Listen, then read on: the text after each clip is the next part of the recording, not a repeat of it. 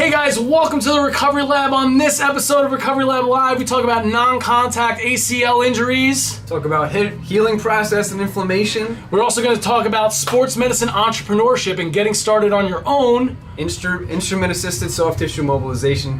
We expand on that by going into some grip positionings and hand positionings for manual therapy to prevent occupational hazard. And concussion in sports. So that's the show. Stay tuned. Hope you guys like it. Let's go.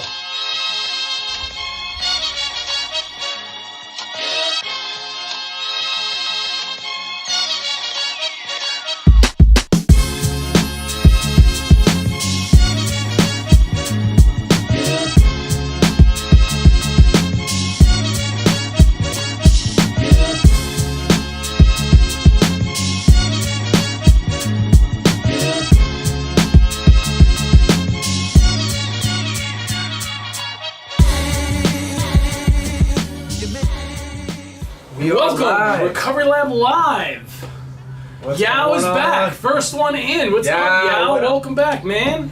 Oh man. This one's gonna go up on YouTube, guys. I promise. We're recording this peripherally. We're back. We're in our comfortable abode of the lab now. That's right. We did last week in TJ's office. It was all awkward. We were all thrown off. So it is time to rumble. You know the deal. Questions ready to go. So we actually did have, can you just grab my computer real quick? We did have a question via email. Sure can. I put it up on Instagram that I would take any questions via email, so let's maybe start with that. But first, Anthony, how was your week? Week was great. Yeah? Anything new? How was school? School's going well. Yeah, you're done with midterms now, right? So midterms, back to the grind. Back to the grind, right. Regularly scheduled classes. Right, gotcha. How about yourself?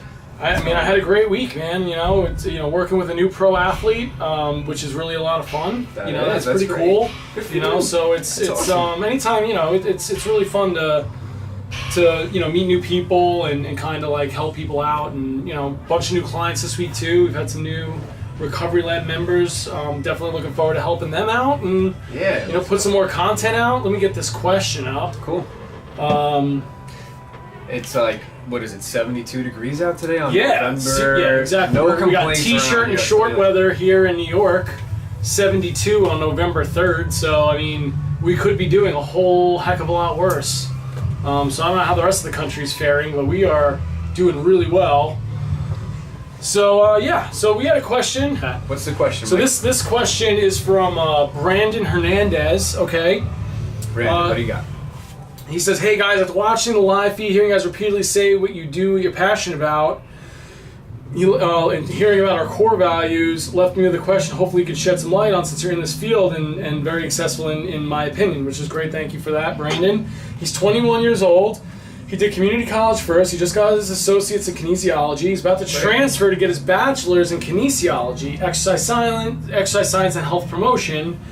As of right now, he's still undecided between ultimately becoming an ATC or nutritionist / registered dietitian. Cool. He was a student athletic trainer, for a little over a year, I guess as a volunteer or an intern. However, both these jobs to me are always a side dish, and I only see them as being my main source of income, and here's why. He's been a track and field coach. He really likes being a coach. That's great. But he likes to incorporate, strength and conditioning, I guess, and like some mobility work with what he's doing. Right. I enjoy athletic training and nutrition, but my true passion is coaching high school athletes to get better to the next level. I want to be able to train athletes to step up their game. My question, what jobs can I pursue that allow me to work with athletes to make them better? And what is the educational path as far as a major or certifications that I should follow to get there? He says as a disclaimer, he doesn't consider himself an ATC or a strength and conditioning coach. He's like, he doesn't want to come off as offensive but he incorporates these disciplines even though he's not certified.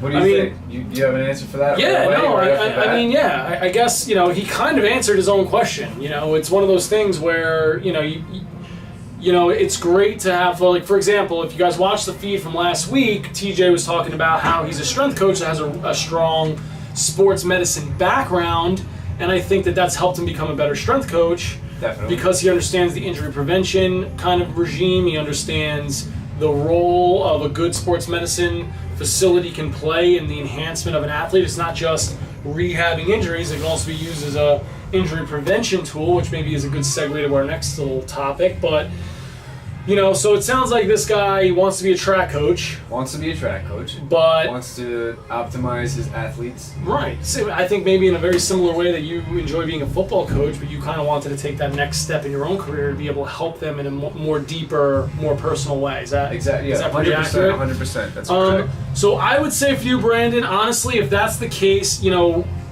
probably here's the big thing. You can't do it all. Okay.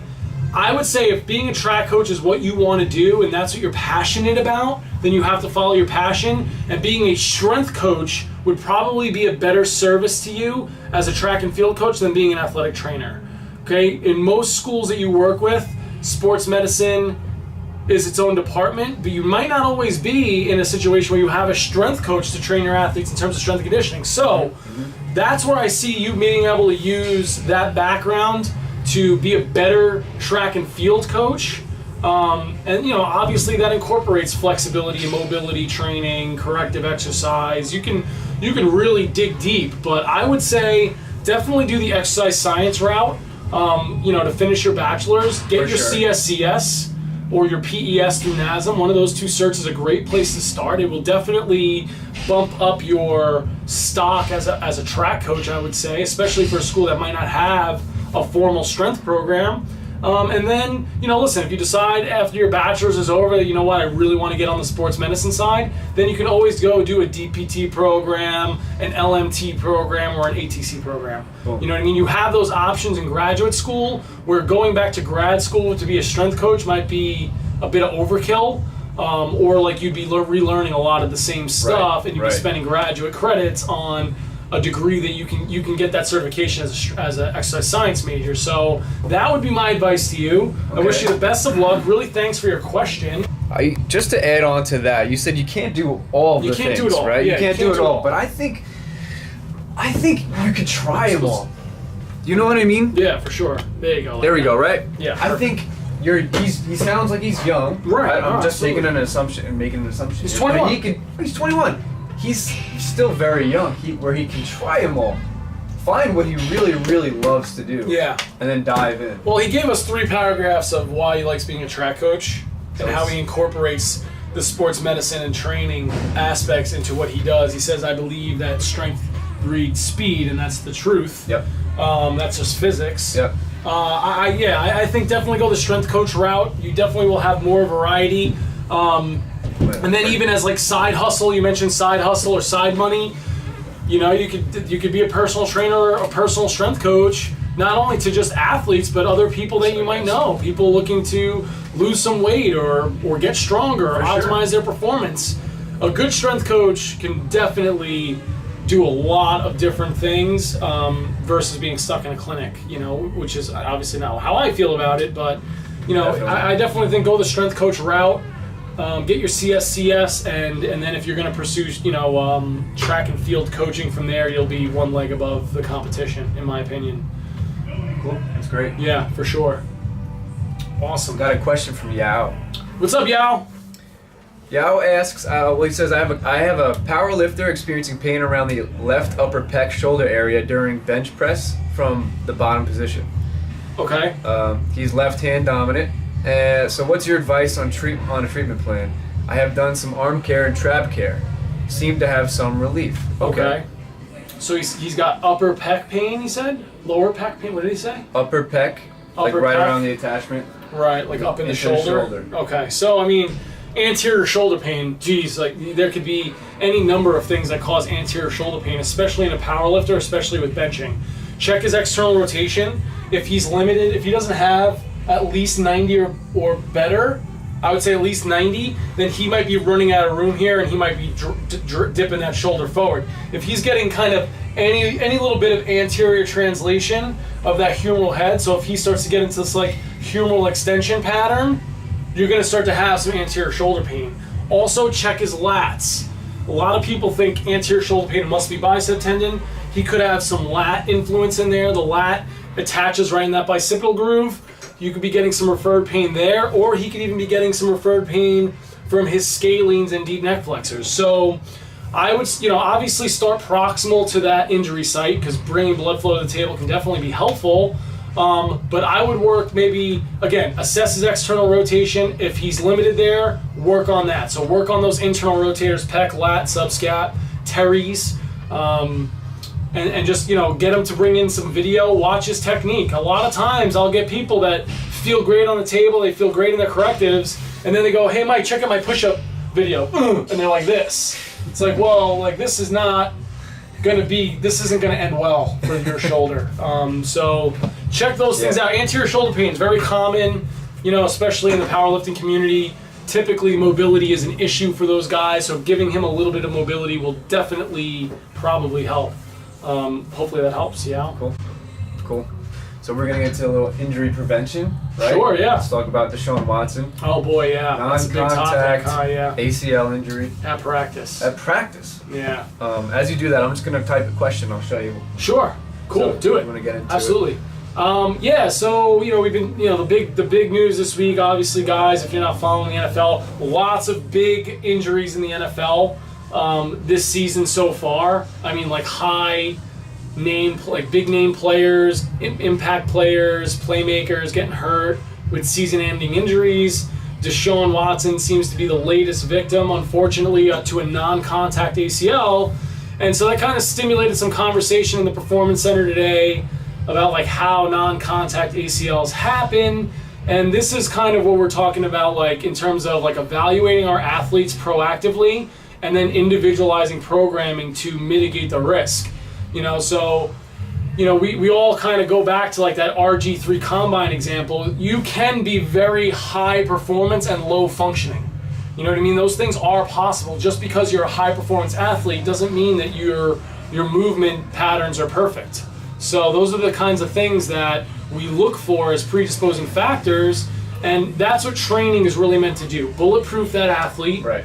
Or at least address the chinks in the armor. Show you what, you know what I mean? Could be a precursor Especially at that level. The NFL, and again, this isn't a knock on the training staffs or the strength staffs in the NFL. By the time these guys get there, bad habits are already in place. And again, these guys are elite level athletes. Right. They're flying around. The amount of force that they're able to generate is ridiculous. Right. So, these things are part of the game, but the non-contact ones are the ones that kind of hurt the soul a little bit more, absolutely. Just because, he didn't be get rolled up on or hit or... Yeah, it wasn't a freak accident.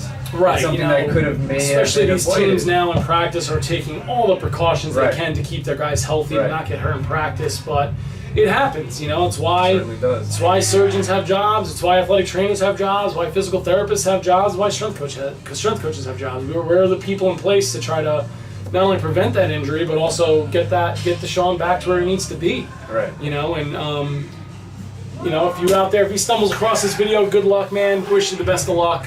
You'll be fine. Just stick to the process, work hard. I'm sure you already are a hard worker. You don't make it to that level without working hard. So, right. It's just one of those things, man. I think, what you see a lot of times is guys, especially when they're really explosive, they might lack a little femoral control and you torque that knee up and bang.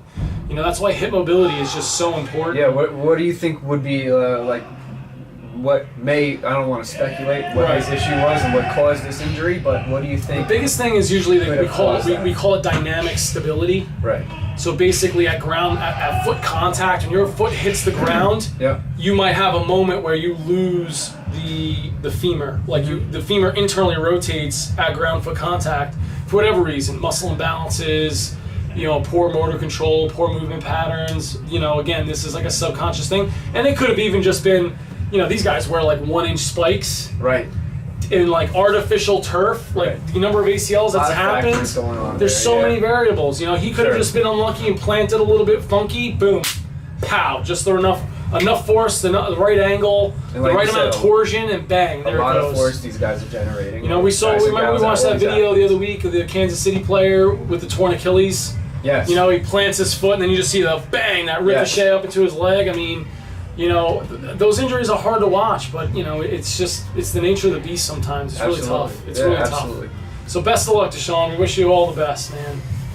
All right, we have another question from Yao. What's up, Yao? Hit me. He also said, I'm on the right track, so thanks for the affirmation.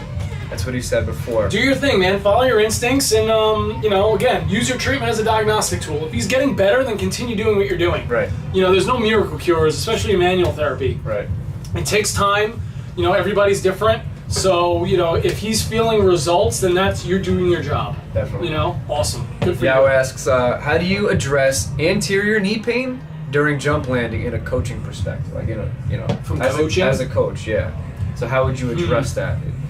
I am not somebody who believes that you can coach up bad you can coach up bad technique, but if you've got bad movement underneath that, you can do all the coaching you want. It's never going to fix it. You can say, hey, knees out, knees out, knees out, knees out. If he doesn't have that hip mobility, then you're barking up a tree, Anterior knee pain. I would say you got to look at their jump mechanics in general. They could be not hip hinging as much as they should be. I mean, a broad jump or a vertical jump is a hip explosive movement, right? You want that triple extension. So, check ankle mobility, check the knee. Obviously treat the knee directly, but right. Start with asymptomatic patterns that are similar, right? So if you can squat, right. train that. If you can do some depth jumps, train that. You know what I mean? So as long as it's non-painful, work on those patterns and then build back up to the jumping part. Again, anytime you add velocity, you're adding a lot of force to that equation, and that's where things can sometimes go awry. Something might look perfect, slow, and body weight wise, and then as you speed it up, you start to see the errors creeping in, and that just means you need to spend more time training that pattern. Conversely, if they can't do it nice and slow and controlled, then they have no business doing it fast. Right. So start with the basics. A lot of people, especially with plyometric training, jump right to the high level stuff. Right. Plyometrics like double bounds, single leg bounds onto an unstable surface. Start with a depth drop. Right. And see if you can control your landing mechanics and do a good job of absorbing ground force contact, and you should be okay. Right from there as a baseline. Yeah, absolutely. Yeah. Absolutely. Start small. Got any more? No more questions for right now. No more now. questions? Let me just check the email. We'll see if we got any more on here. Maybe you can pull up an image of RG3. Well, I'm going to put it up on the screen. Definitely on the YouTube version up there. I'll post up the RG3 example. RG3 is an example we use a lot to illustrate, high performance, low functioning, and what his broad jump looked like at the NFL Combine, as maybe a predictive factor for all of the injuries that he sustained during his short NFL career, knee issues, ankle issues, you know what I mean? So that's the kind of stuff where individualized programming can really make a difference. Yep. Talking about concussions earlier, right? Another hot topic on the football end of things. At some new studies in the realm of sports medicine, and a lot has to do with concussion. Yeah, that's the big. Concussions. I would say, 10 years ago and beyond 10 years ago, ACLs was the huge topic in sports medicine. Yeah? Everything you saw was ACL, and now it seems like it's the same thing for concussions. Every athletic training conference or PT conference or any kind, they're all concussion based, which is good. It's important. We got a lot of athletes out there suffering and having these issues beyond their careers that need to be addressed. And there's no right way to go about it yet. We still don't know. No, not 100%. There are definite strategies. When I played lacrosse in college, we didn't even do baseline testing. You know what I mean? Now they do neurocognitive testing as a baseline. So there's something called impact testing, which is a computer-based performance, like neurocognitive performance test, memory, pattern recognition, all these different things. Take it as a baseline, and then if you suffer a concussion, you can retake that test and compare it. But then that excludes an exertional component. Right. There's lots of things you got to test to clear that athlete. The protocol that's the most common is, basically retest them immediately if you have a baseline, and then you retest them again. Obviously, they're not going to do as well. You retest them again 24 hours after their last symptom was present. So their last headache, their last nausea, the last, dizziness or photophobia, like sensitivity to light, whatever that may be. Yeah. And then if they're within that benchmark, which I think is like 85% of their baseline, then you can go on to some exertional testing. If they pass their exertional testing, if they get a symptom during exertion, then obviously you start the whole process over again. Yep. If they don't, then 24 hours following the exertional testing, you can begin light skill practice, no contact, just skill. Like, so for example, if it's basketball, they can shoot around. If it's soccer, they can kick around, during maybe warm-ups. Then it's another 48 hours of no symptoms. When they're back to skill practice, they can return to non-contact practice. And then another 48 hours after that, return to them to contact practice. Right. 24 hours after that, if it's all good, then you're back to competition. So in best case scenario, it's a week to 10 days. Best case scenario, if it's a mild concussion, and that's being very conservative, and I agree with that approach. It's probably better to be safe than sorry. Definitely. As somebody who had concussion issues in college. So I was somebody who had a concussion, didn't report it, and because I didn't want to lose my playing time in college, and then I had another concussion, which I reported as my first one, which really was my second impact, which is a big deal. What was the time frame between a week? Two? A week? Yeah, it was a week in between. Okay. So the problem with that was, as a sports medicine major, I knew what they were looking for, so I also kind of greased my symptoms. I skewed it. Yeah, I definitely, underreported some symptoms. I got through the process in about a week. Don't do that. Don't do this, obviously. And then maybe 2 or 3 weeks after that, I had another one. I got hit in the face with a shot during a pregame warm-up, and it knocked me out cold and dislocated my jaw. So that was my third concussion, and after that I had some serious issues. I had insomnia issues, I had some eating stuff, like I couldn't really eat. Where I was, I'd be hungry and then I'd start eating and then get nauseous. Wow. I lost like 15 pounds in the month after that. Mm-hmm. Didn't play the rest of the season. Got to the summer and, tried to work out, didn't feel good, stopped working out. So I didn't train at all over the summer. By the end of the summer, started feeling good again, started feeling better. Sure. Went back to practice, and as soon as I started running and like really exerting myself, didn't feel good, and sat down with the athletic trainer, my head coach, and basically the decision was, Mike, this isn't for you anymore. Is it worth the risk? Right. And obviously the answer was no. Focus on my studies, and you still knock on wood. That's still working pretty well. It still works okay. So that's also part of what makes you such a great practitioner. You've done through your experiences going through such injuries. Yeah, man. And that sounds like a crazy. It sucked. It was really bad. That summer sucked. That was really hard. I bet. It was hard for an athlete to swallow not being able to do some stuff. So. I can only imagine. Yao's got a question. What's up, Yao? Any advices on marketing the idea of having a recovery lab type setting to a gym owner? Yeah, absolutely. That's exactly what I did. For sure. I mean, it's a perfect scenario, man. It's because one hand feeds the other. There's a bunch of ways that you could go about it. You could do like a rent agreement. I'm going to pay you rent for this little space that I'm going to use, which is probably the best idea long term for you, but maybe not the best idea short term because you're going to give yourself overhead. Right. A lot of people end up doing like a split, so that keeps the gym owner incentivized to send you people. So for, I'm going to charge $50 a session, let's say, I'm going to give the owner 10. Right. You know what I mean? So the more people that you see, the more money he makes, but then eventually what ends up happening is you start treating so many people and you're paying way more out in rent than the space is worth. Mm-hmm. So what I usually recommend to people is do a little bit of both. Start with a split agreement and then hit a saturation point. So once it hits $2,000 a month, that's great. For example, that's the cap. Beyond that, it's all me. You know what I mean? Or if you get to that point, maybe then you negotiate a rent per month agreement, and then do like referral programming both ways. But yeah, absolutely. That's a great idea. It's essentially how Recovery Lab started within AMP. So yeah, I definitely recommend that. Yeah, I'll ask another question. How do you control inflammation in terms of rehab treatment without medication? I don't. Yeah. I don't. Right. Because you don't control inflammation. Right. Inflammation's step one of the healing process. I think that's a big misunderstanding in sports medicine. This is the reason why we as an industry need to be weary of correlation studies. Just because something has a relationship doesn't mean it's the relationship. So for example, pain and inflammation are directly correlated.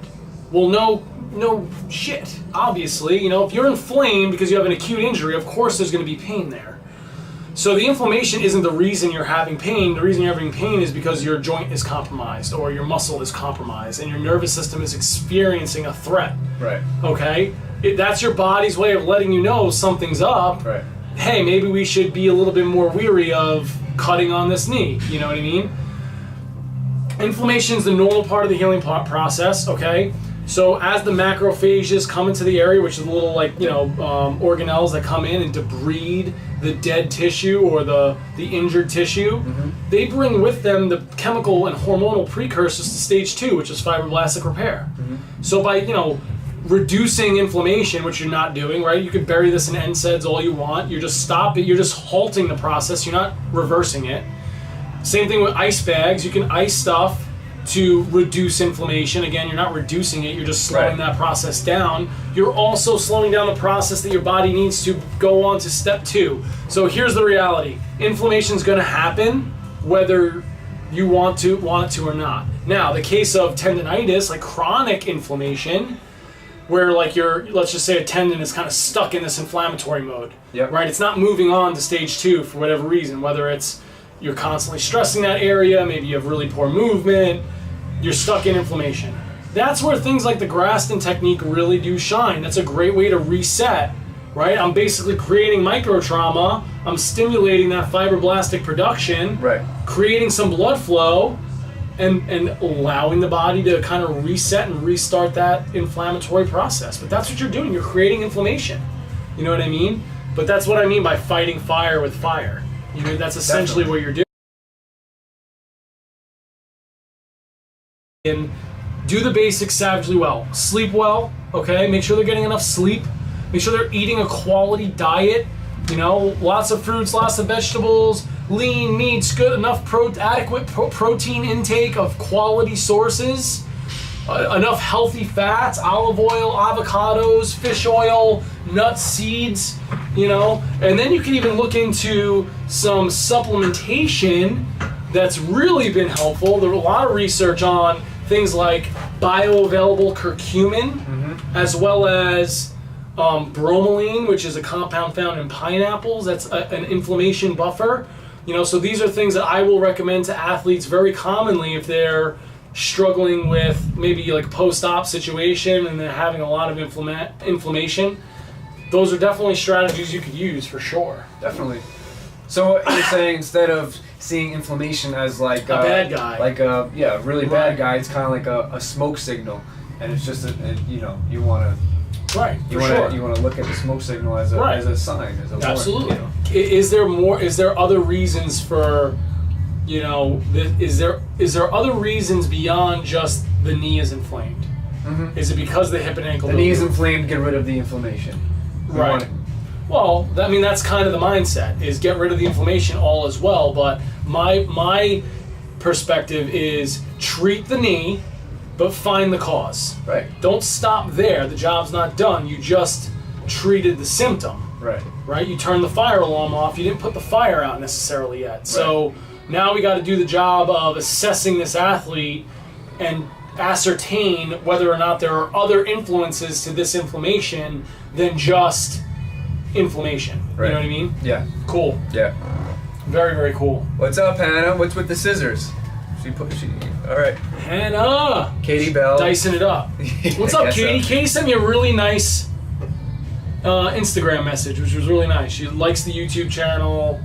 She thanked me for the content, Excellent. Which I really appreciate. Thank you very much for your support. Excellent. And I'm glad you like them. What's her question? Her question is Graston solely for PTs? Absolutely not. Right. Brandon actually answered the question for you, but absolutely not is the answer. ATCs can be IASTM certified also. ATCs, LMTs, chiros, PTs, even medical doctors can go and get Graston certified. In fact, there are certifications now that even personal trainers can take. Not that I necessarily agree with that wholeheartedly, but I'm kind of torn on that subject because I believe that personal trainers and strength coaches are undervalued in the healthcare community. as real people that can prevent disease, like, and by disease I mean like obesity, heart problems, Right, yes. You know, things related to health and fitness, more so than a doctor can, because you're going to have more contact with a person. You're going to have more influence over that person's day-to-day life than a doctor that you might see once in a while. Yeah. Well, we got a little bit of a knock at the door. But I think there is a certain point that we need to stay in the lane and understand that we can't do it all. So it's one of those things that, you know, if you're a personal trainer and you're having somebody with an issue that's the Mark Pro. sure, yeah, quick. go for it, absolutely. Arm flush. Arm flush on the Mark Pro, active recovery. You know, I think that's kind of maybe where you're overstepping some boundaries, and you need to just refer that out. But yeah, you listen. If you're a licensed, I believe I saw on your Instagram profile that you're looking to do a massage. You're in massage therapy school, which is awesome. To me, the instruments, they're going to give you they're giving you a mechanical advantage. B, they're going to save your hands an absolute beating over the course of your career. Okay, so when I do treatments, I do use my hands. Probably about half the session is myofascial release, active release techniques, other manual therapies that involve my hands. But then I'll also go ahead and use the instrument through that area well. I find that this works really well for superficial fascial adhesions. It helps stimulate collagen production via fibroblastic activity. It promotes a lot of blood flow locally around that area. So in terms of the big three, very, very cool stuff with the instruments. It's been around a long time. The other thing that's really fascinating about this, and some of the things I'm going to show you guys, actually, I'll show you guys this. Rock Tape sent me their new instrument, which actually is extremely affordable. Excuse me. This is called the Mohawk. It's by Rock Tape, okay? It's a stainless steel instrument. It's got a cool little shape to it. I'll show you there and there as well, okay? And it also comes with these clip-on attachments, okay? So here's a comb attachment, and here's a silicone sleeve attachment, okay? So these attachments now give you different ways to use this instrument, you know? So now you can use it for, you know, kind of creating some fascial mobility like around nerves or blood vessel tissues with the silicone sleeve. And then you can do some really light, kind of like neurosensory input with the comb, right? Because now the comb is like hitting at different points, and it's just a sensory input into the nervous system. You know, I've been using this with some of my clients that do report like some ridiculous symptoms into their hands and fingers, and I think the term for it is called cortical smudging. But essentially what you're doing is just changing the input to the nervous system, and it kind of changes the pathways or the perception of this sensation to the brain. So now we're treating somebody in a physical way, but we're really acting on their nervous system. Bueno, really, really cool stuff. I find it to be very effective. I think they designed a really nice instrument. This is $175, Katie. So if you don't have one yet, go for the Rock Tape one. And they also have really cool courses. Their FMT courses are they're not just about like taping and scraping. They're definitely more about movement, you know, the nervous system, really holistic approach to, you know, physical therapy and treatment on any level, performance, movement, training, really, really cool. So definitely check them out. So if you're not done with school yet, obviously finish school, but then definitely go check out an FMT course for some CEUs. They do CEUs for LMTs. You're gonna need to do them anyway.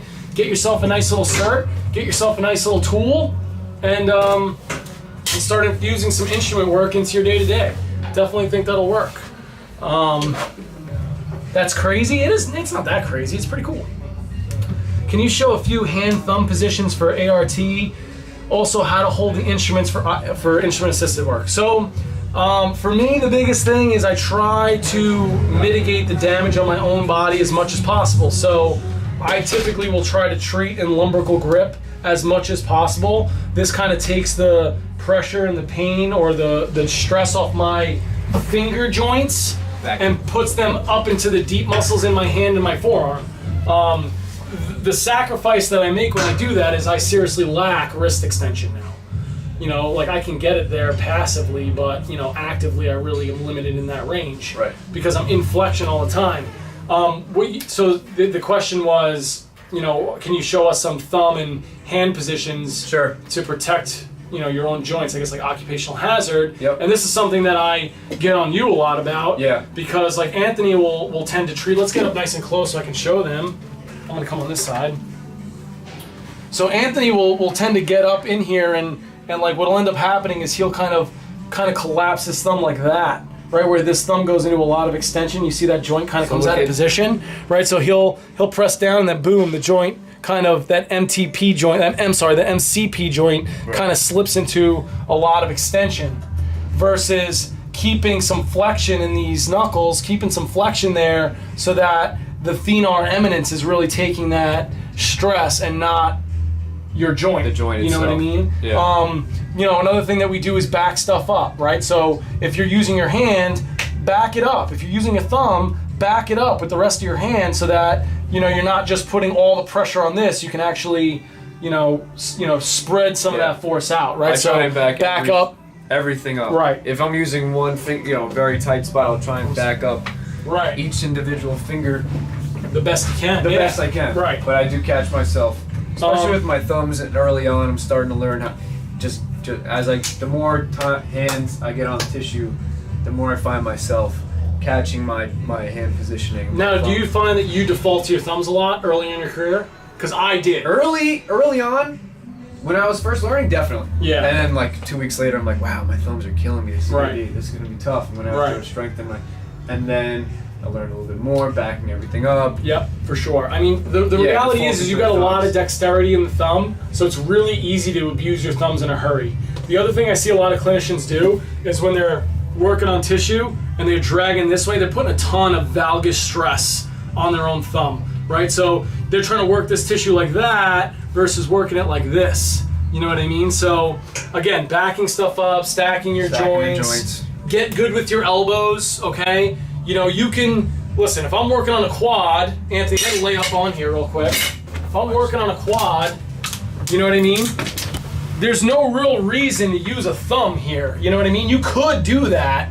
You could use thumbs here and two thumbs, but I find that you can get in here with this elbow. Now I'm even eliminating some stress from my hands and my wrists, and I can actually control the depth of this pressure a lot better because there's less moving parts here. Now, I'll use my hands to steer my elbow very frequently.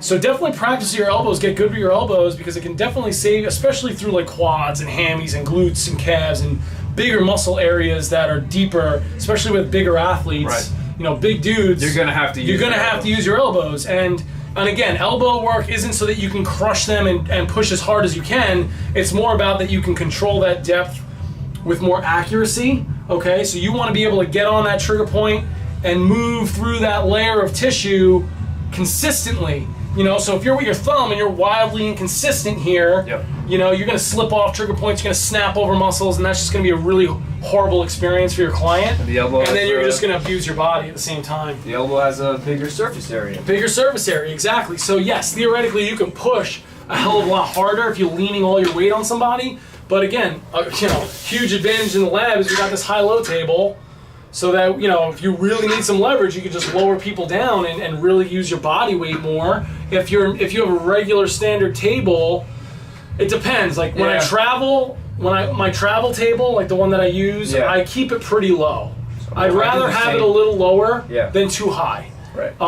As a default, because you can always like spread your legs out. You know, you can kind of go in that wide stance and lower yourself down. It also kind of changes the position for you, which is nice. Yeah. But if you're on like a regular treatment table, like a standard wooden treatment table, like in a clinic, then you maybe want to get a stool or like a step stool, something that you can stand on, especially if you're not as tall. Yeah, give yourself that can definitely the leverage. help. In terms of the instruments, he asked about gripping the instruments. That's part of the reason I wear gloves, is the gloves give me a better grip on the instrument itself. You know, the cool thing about the rock tape instrument, like I've shown you guys, is it has these like bevels in it. It has these bevels in it so that you can, it kind of makes nice little handholds for you. I tend to use my Graston tools the most out of all the tools that I have. and I have really nice tools. It's not that the other ones aren't good. It's just I think I'm just so used to using these. I'm so used to the weight. I've been using them for like 10 years or more. Maybe not quite 10 years. Maybe like 6 years. That I tend to use these. But my big gripe with them is they're super smooth. Minus the logo and the branding on it. They're very slippery, so they definitely throw some cocoa butter on that. Especially, you throw some cocoa butter or emollient on it, and now you're talking. It's like a greased pig, So the gloves definitely help me grip it a little bit better. Try not to pincer grip it to death. Use less emollient. If it's so slippery that you can't grip them, then you're basically you're using too much, and it's just going to make it harder for you. Another thing I like to do is back these up too. So like. In some of my videos, you'll see I commonly grip this instrument. They always ask me about gripping the instruments. I'll commonly grip this instrument, with my pointer finger knuckle down on it, right? It just gives me more control here.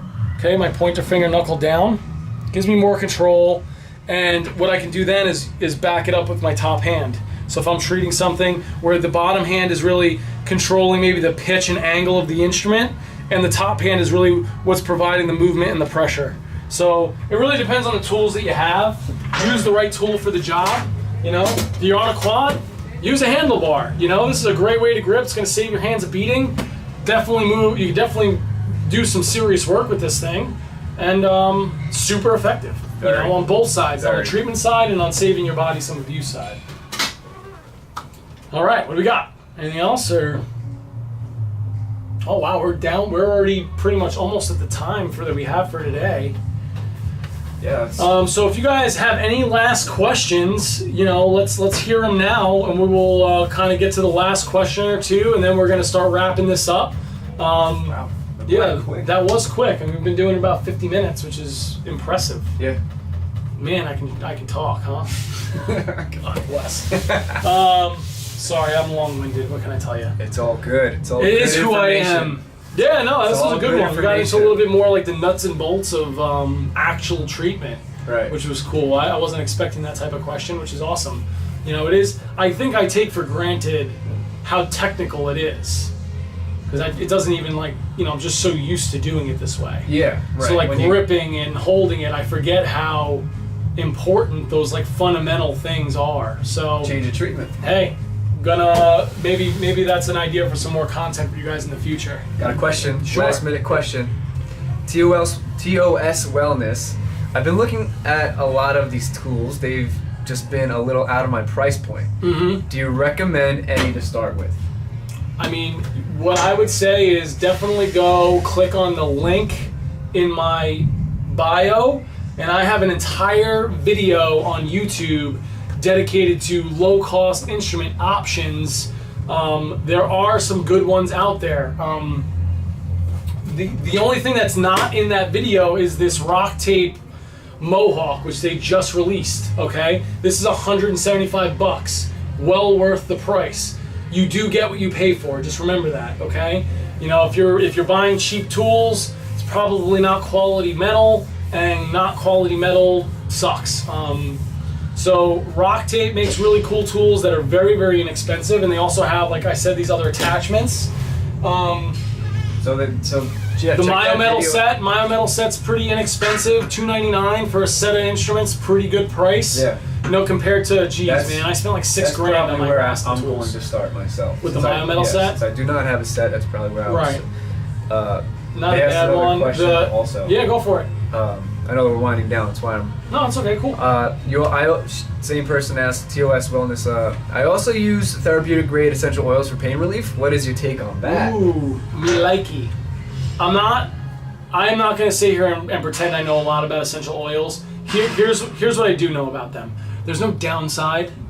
I always evaluate downside when it comes to treatment. Mm-hmm. You're not hurting anybody, and to be honest with you, lots of people get better and they feel really great, and it's a natural remedy. Go for it. If you're knowledgeable on something like that and you find it brings value to your treatments, then you don't need permission or justification on why you're using them. If you like essential oil stuff, Physio Doc Wellness, Dr. Nicole Ray, I think is her name. She's a physical therapist out in Cali. She's really big into essential oils. In fact, I was curious about essential oils, and I was sick, and I DM'd her, and she gave me a whole list of things that I could try, and I ordered it on Amazon, and truth be told, I really felt a lot better. Use a diffuser? I used a diffuser. Yeah, I also did it like in the shower, and it opened me right up.